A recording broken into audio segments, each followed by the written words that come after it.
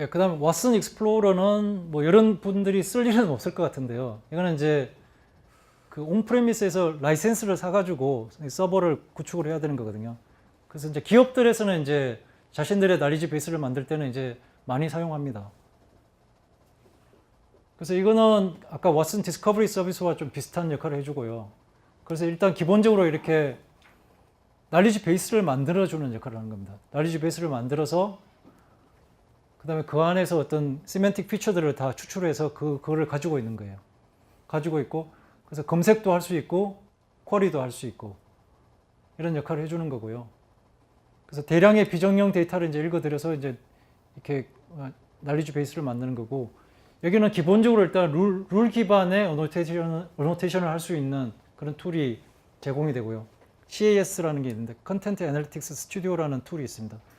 이거는 룰 기반으로 이렇게 어노테이션 해주는 거고, 그 다음에 플러스해서 왓슨 날리지 스튜디오에서 만든 그런 머신러닝 기반의 어노테이션 모델을 이렇게 추가해서 이렇게 사용을 할 수가 있습니다.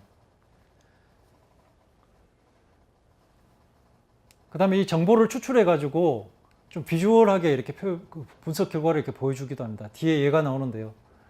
그 다음에 왓슨 API랑 연결을 해서 사용할 수도 있는데, 이 날리지 베이스에 대해서 이제 검색을 한다든지 아니면 컨버세이션을 해서 어떤 질문을 했을 때 실제적으로 답은 이 날리지 베이스에서 가져오는 거예요.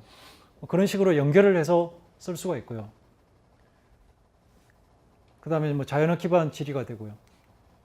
그래서 이제 뭐 아키텍처를 보시면 이 대량의 이런 비정형 데이터, 다양한 소스의 비정형 데이터를 이제 이렇게 크롤링해 오는 그런 크롤러가 있고요. 크게 이제 두 가지의 요소로 나눠지는데, 이게 두 가지 프로덕트가 이게 하나로 모지돼서 그렇습니다.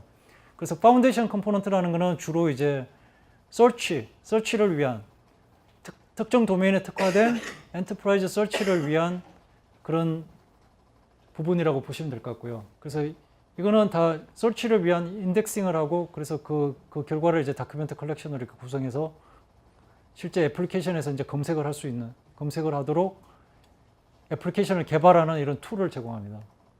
근데 이것보다는 이제 더 중요한 게 이 애널리틱 컴포넌트인데요. 사실은 이걸 더 많이 씁니다. 그래서 이거는 이제 아까 처음에 유이마라는 걸 말씀드렸는데요. 유이마라는 거는 이제 아파치에서 만든 오픈소스의 비정형 데이터를 이제 비정형 데이터에서 컨텐츠를 분석해주는 그런 아키텍처입니다. Unstructured Information Management Architecture입니다.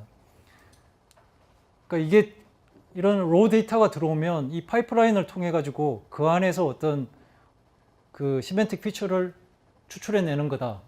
이런 게 이렇게 이해를 하시면 됩니다. 그 유이마 파이프라인은 건 아까 앞에 왓슨의 그 전체 동작 원리 할 때도 그때도 설명을 드렸지만, 그 2011년도에 제퍼디 쇼에 나왔던 그 왓슨 슈퍼컴퓨터에도 이 유이마가 이제 유이마 파이프라인이 사용돼서 그 문서를 다 트레이닝을 시킨 거거든요. 그래서 이 요소가 이제 여기서도 사용이 되고요.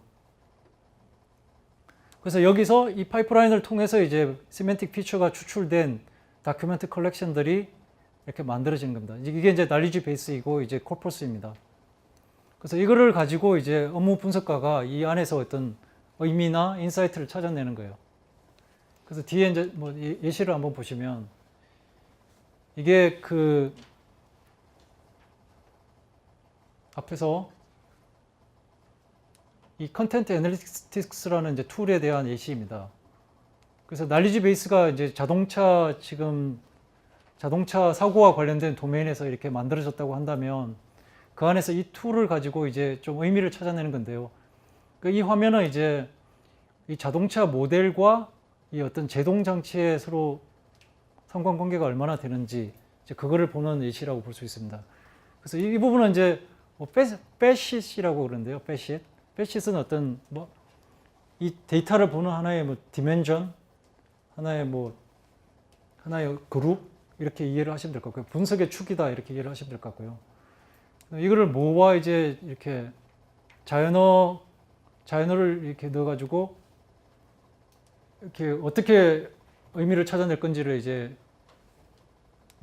하는 것입니다. 그래서 이게 제동하고 관련된 자동차 모델 간의 이제 관계를 볼 때 이게 건수가 빈도수가 아반떼 하이브리드라는 차는 한 68건이 나왔는데 상관관계는 굉장히 높게 나왔죠. 그러니까 건수는 많지는 않지만 이게 그러니까 전체 분서가 만 개라 그러면 만 개 중에서 뭐 전체적으로는 한 뭐 1000개 정도가 나와야 정상인데 얘는 훨씬 더 많이 나온 거예요. 그래서 68건이지만 아반떼가 나오는 그 문서가 이제 문서 중에서 상대적으로 얘가 많은 거예요. 그래서 이게 상관관계가 지금 높다 이렇게 보는 겁니다. 이런 식으로 이제 분석을 하고요. 그 다음에 이건 패시스에 대한 분석이고, 그 다음에 뭐 시계열이나 편차, 경량 이런 한 8가지 정도의 이렇게 분석을 할 수 있습니다. 이 툴을 통해서. 여기서 이제 이렇게 의미를 발견해내는 거고요. 그 다음에 그 에비던스가 그 코퍼스에서 찾아낸 에비던스가 이제 오른쪽에 이렇게 표현이 돼가지고 그 실제적인 원문을 이렇게 확인을 할 수가 있는 겁니다.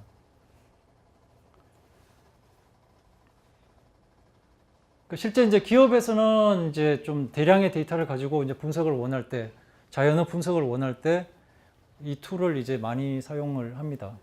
여러분들 프로젝트에서는 이제 뭐 사용할 일은 없을 것 같고요. 자, 여기까지 그 왓슨의 API와 왓슨의 날리지 베이스를 구축하는 도구에 대해서 설명을 드렸고요.